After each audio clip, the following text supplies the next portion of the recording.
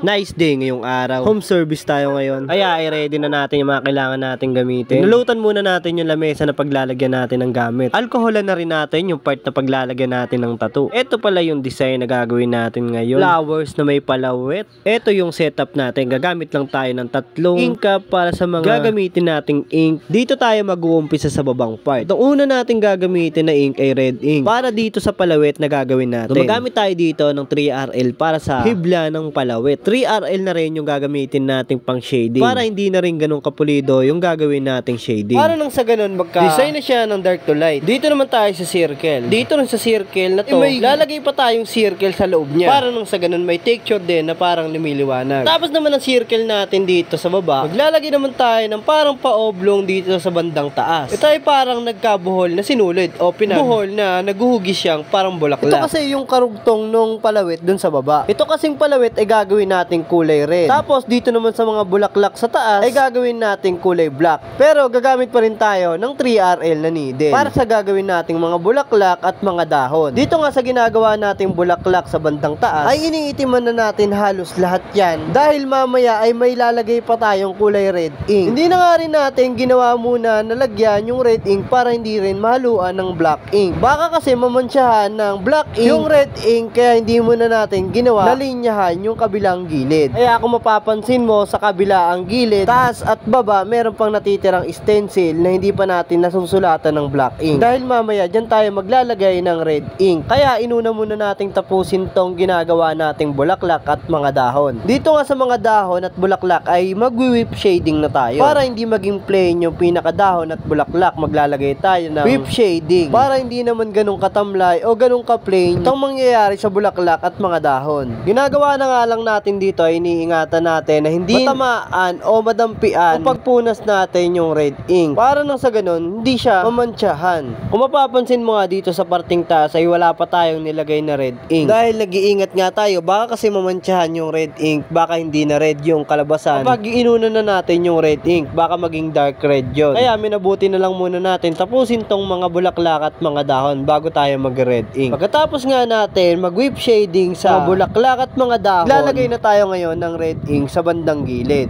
Taas baba kasi yung red ink dyan na parang pabilog magkabilaan. Ayun kasi yung magdudugtong sa palawit sa baba papuntang taas. Kaya may parang pabilog kabilaan. Dahil sa pinakataas niya ay magagawa pa tayo ng red ink. Dahil may pabilog pa na design na red ink dito sa bandang taas. Bali parang dito yung pinaka center o yung pinanggalingan talaga ng palawit sa bandang baba. Tapos nga natin maglinya sa taas, naglagay na rin tayo ng texture dito na parang medyo pagka-red. Nag-whip shading nga lang din tayo ng bahagya. Sa ganun, hindi ganun ka-plain. May texture siya ng pagka-red. Tapos nga natin mag-red ink, mag-white ink naman tayo para lumutang palo yung mismong design. Highlights lang tayo ng bahagya para dito sa mga ibang part na kailangan putian. Ay na rin pala, tapos na rin pala tayo. Lisa na nga rin natin at pabulay na natin gamit ang ating foaming soap na may antibacterial. Ito na nga yung kinalabasan sa ginawa nating tattoo. Sa balikat nga pala yan pinalagay. Gumamit nga pala tayo dyan ng black ink at red ink at naglagay lang tayo ng white ink para sa highlight. Bilis nga lang din natin nagawa yan dahil hindi naman ganun kalaki. At naging masaya naman siya sa ginawa nating tattoo. Maganda rin kasi yung blending ng black at red ink. Kaya para sa tattoo ni Ma'am, nice!